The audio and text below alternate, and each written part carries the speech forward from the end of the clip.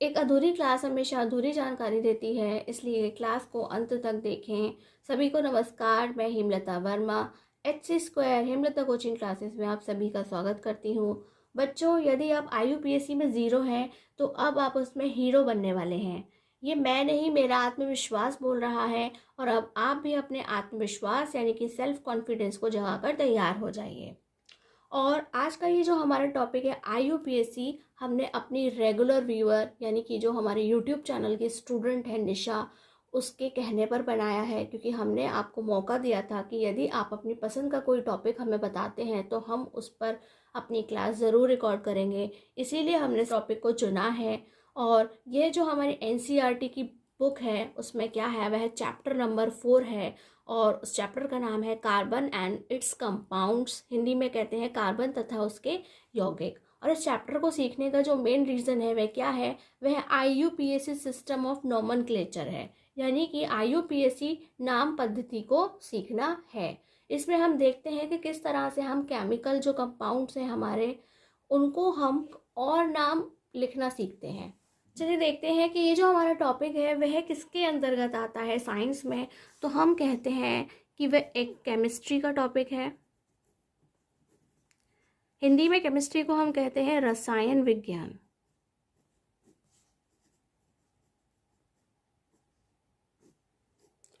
और उसमें भी हम इसे किसके अंदर पढ़ेंगे, हम इसे ऑर्गेनिक कंपाउंड्स में पढ़ेंगे। किसमें? Organic compounds. ऑर्गेनिक कंपाउंड्स को हम हिंदी में कहते हैं कार्बनिक रस यौगिक। कार्बनिक यौगिक कहते हैं, यानी कि कार्बन से बने हुए यौगिक। अगर हम एग्जाम्पल की बात करें तो हम एग्जाम्पल में लिखते हैं यहाँ पे CH4। CH4 को हम क्या कहते हैं, हम उसे मीथेन कहते हैं या मीथेन भी कहते हैं। और यह क्या है, एक गैस है। क्या है? एक गैस है जो किससे बनी है, जो कार्बन और हाइड्रोजन से मिलकर के बनी है।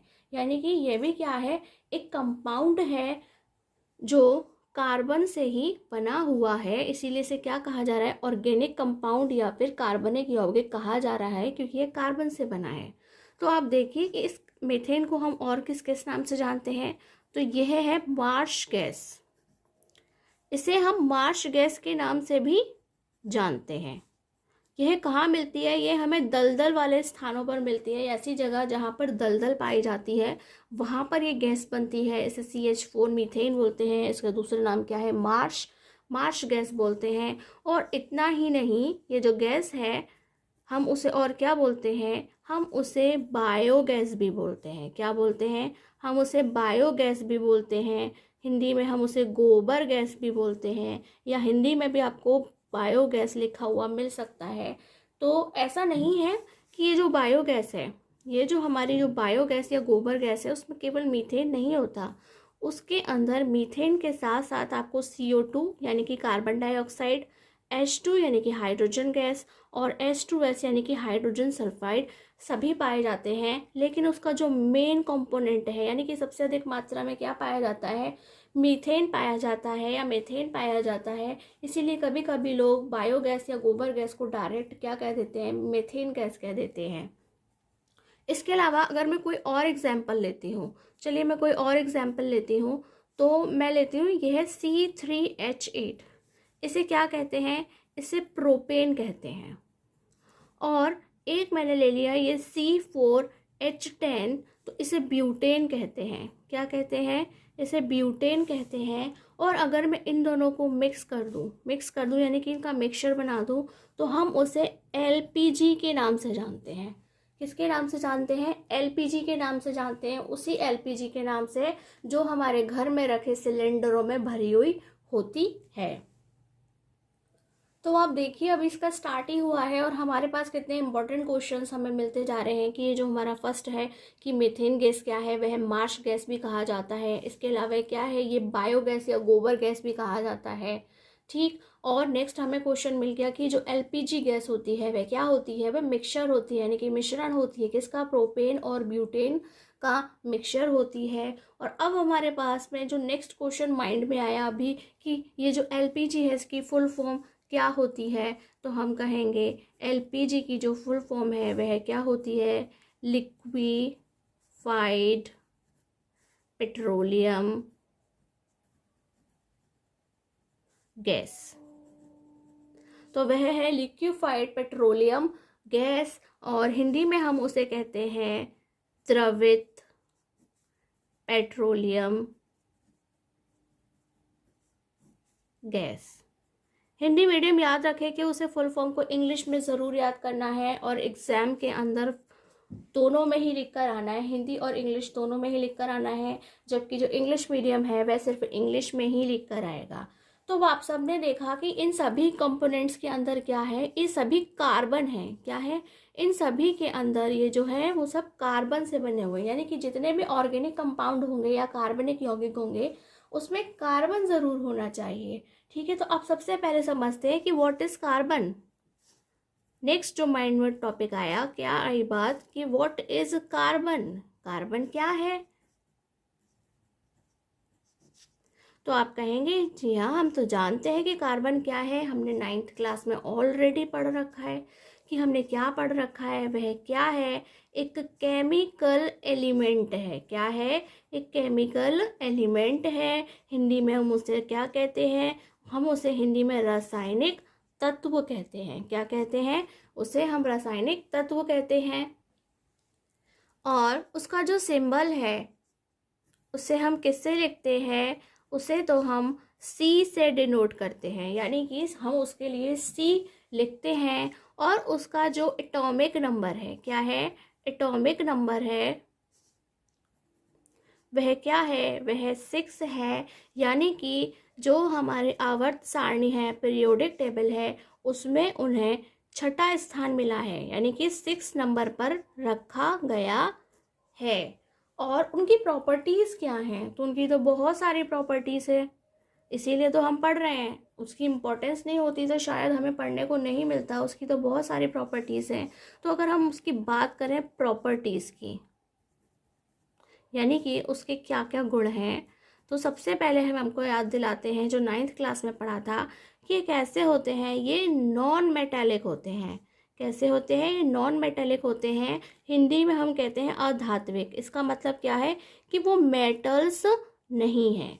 क्या है वो मेटल्स नहीं है। वो कैसे हैं, बैड कंडक्टर ऑफ इलेक्ट्रिसिटी हैं, यानी कि वो विद्युत के कुचालक हैं, उनके अंदर करंट फ्लो नहीं होता है, बिल्कुल वैसे ही जैसे कि एक सूखी लकड़ी में करंट फ्लो नहीं होता है या फिर प्लास्टिक में करंट फ्लो नहीं होता है, उसी की तरह ये कैसे हैं, ये भी नॉन मेटालिक हैं। कैसे हैं, ये नॉन मेटालिक हैं, यानी कि अधात्विक हैं।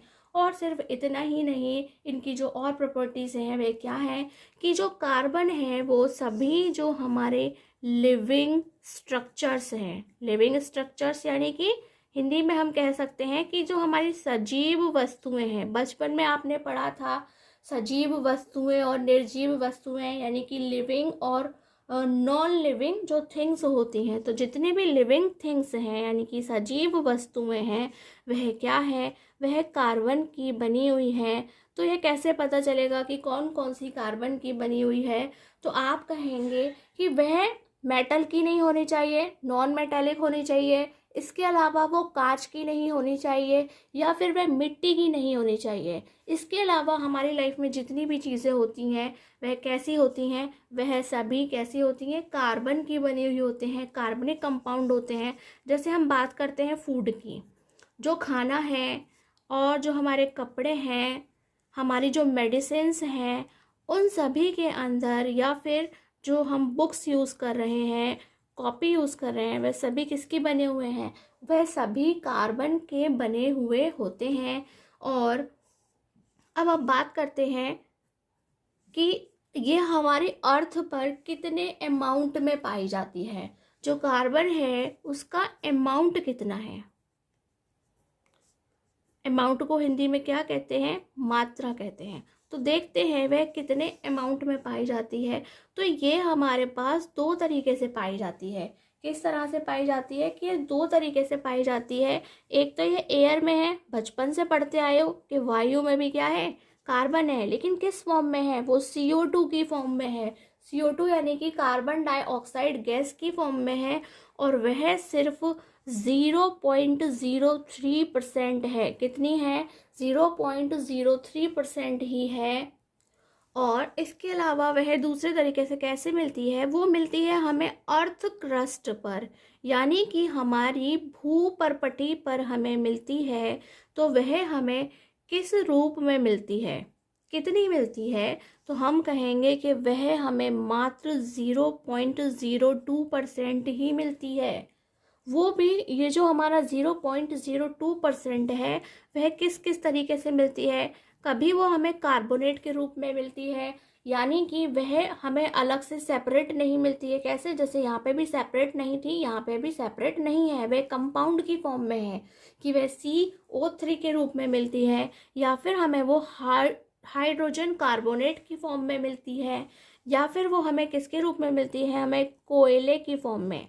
कोल को हिंदी में क्या कहते हैं? कोयले की फॉर्म में मिलता है। ये सब निकलते हैं ना, हमारी धरती के अंदर से निकलते हैं, ज़मीन के अंदर से ये सब चीज़ें निकलती हैं, इनकी खानें होती हैं।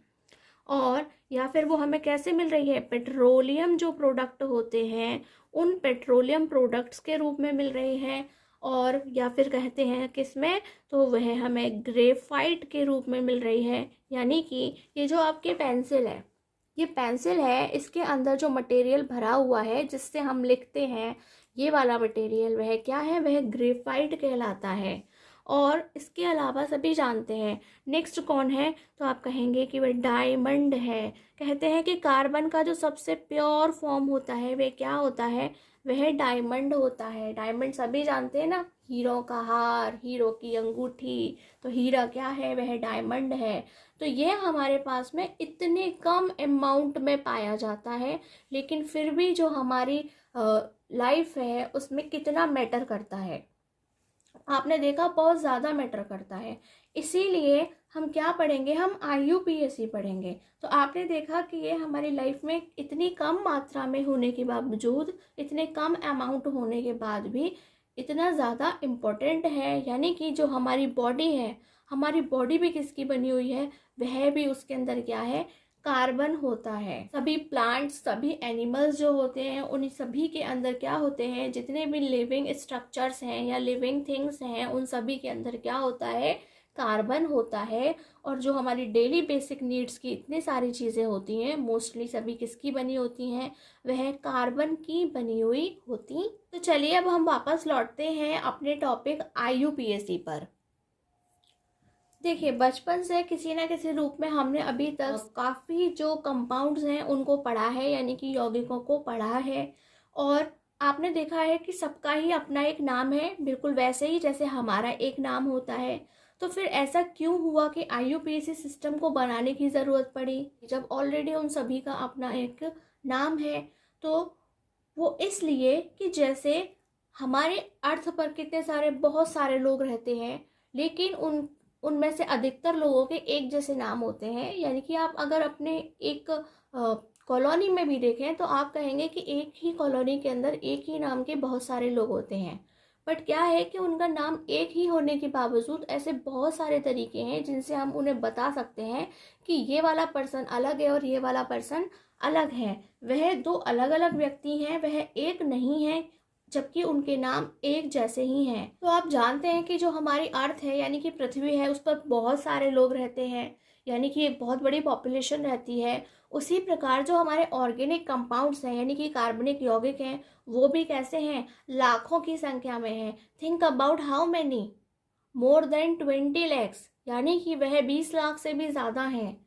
तो हर बार एक नया नाम लाना तो संभव नहीं था उन सभी का। तो उन्होंने क्या किया कि उन्होंने एक सिस्टम बनाया, उन्होंने कुछ रूल्स डिसाइड किए जिससे कि उनके ठीक प्रकार से नाम रखे जा सकें। और ऐसा नहीं है कि IUPAC से पहले कोई पद्धति या सिस्टम नहीं आए थे, लेकिन उनके साथ कुछ ना कुछ प्रॉब्लम्स रहे।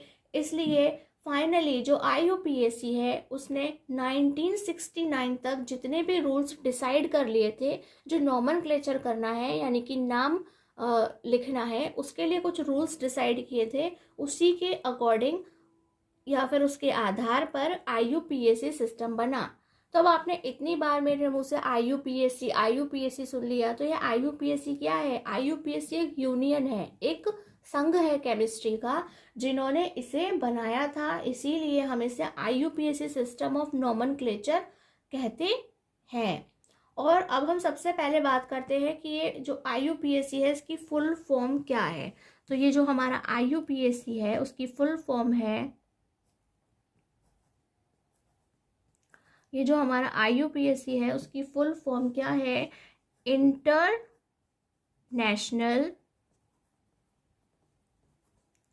International union of pure and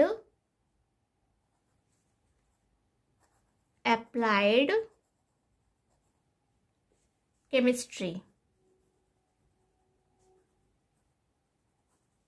applied chemistry.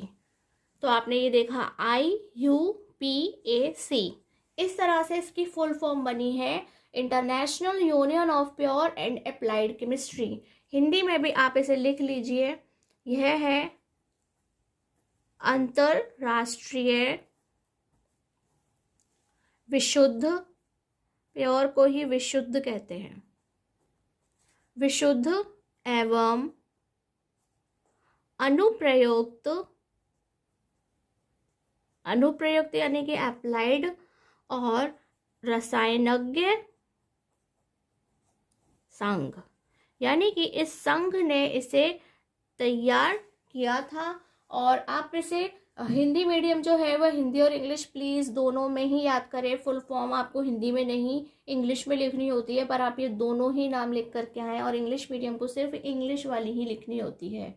और यदि आप किसी कॉम्पिटिटिव एग्ज़ाम की तैयारी कर रहे हैं तो आप दोनों ही तरह से सीखिए तो बेटर रहेगा आपके लिए, क्योंकि कॉम्पिटिटिव एग्ज़ाम्स की तैयारी की सबसे अच्छी तैयारी वही होती है जहां हमने बाइलिंगुअल कंटेंट पढ़ा हुआ होता है। इसीलिए इससे जो नाम लिखने की विधि है उसे क्या कहा जाता है?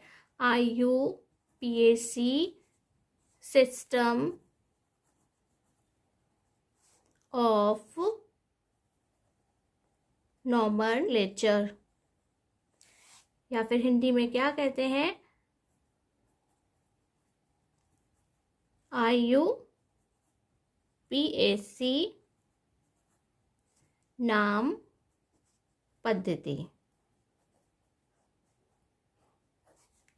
अब देखिए यहाँ पे कुछ नोटिस करने वाली बात क्या है कि इसकी इम्पोर्टेंस क्या है। ये जो हमने सिस्टम डिसाइड किया नाम लिखने का, उसकी इम्पोर्टेंस भी तो कुछ होनी चाहिए। तो उसकी इम्पोर्टेंस क्या है, तो चलिए हम उसकी खासियत यानी कि विशेषता जानते हैं कि आखिर उन्होंने किस आधार पर इसके नाम लिखने के बारे में सोचा या नाम रखने के बारे में सोचा। तो उन्होंने तय किया कि जो कंपाउंड का स्ट्रक्चर होगा, यानी कि कंपाउंड्स स्ट्रक्चर बेस्ड, तो उन्होंने कहा कि हम कंपाउंड का स्ट्रक्चर देखेंगे और उसके अकॉर्डिंग उसका नाम लिखना डिसाइड करेंगे। हर यानी कि आपने देखा कि जो हर एक कंपाउंड होता है उसका अपना एक क्या होता है? स्ट्रक्चर होता है। तो यौगिक की संरचना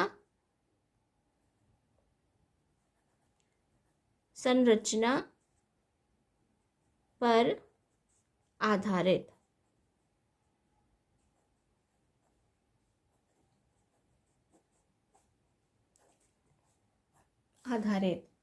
और इसमें सबसे अच्छी चीज़ क्या थी? मैटर कि वो कंपाउंड कितना डिफ़िकल्ट है, यानी कि जो उसका स्ट्रक्चर है वो देखने में कितना भी डिफ़िकल्ट हो, या देखने में हिंदी में कहते हैं कि जटिल हो, आपको देखने में कितना भी भयानक लग सकता है, आपको बहुत टफ सा लग सकता है, लेकिन उसका जो नाम है वो उसका नाम टफ होने के बावजूद भी कैसा होगा? ईजी होगा, सीरीज़ वाइज होगा, यानी कि उस स्ट्रक्चर के अंदर कितनी चीज़ें आ रही हैं उनकी एक सीरीज़ होगी, उनकी सीरीज़ को भी ध्यान रखा जाएगा। और वही क्या है? वही साइंटिफिक भी है, यानी कि एक साइंटिफिक मेथड है ये। कोई हिंदी में कहे तो क्या कहेगा कि वह एक सरल, क्रमबद्ध और वैज्ञानिक तरीका है।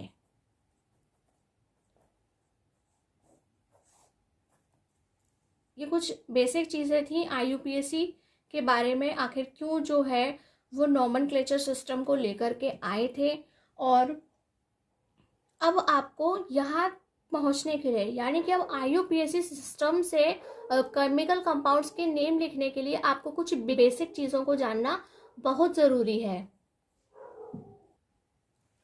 चलिए अब हम आपको एक बुक से दिखाते हैं कि जो हमारी ऑर्गेनिक केमिस्ट्री होती है या जो ऑर्गेनिक कंपाउंड्स होते हैं उनके IUPAC नेम कर पढ़ने के लिए हमें उन्हें किस तरह से डिवाइड करके पढ़ना होता है।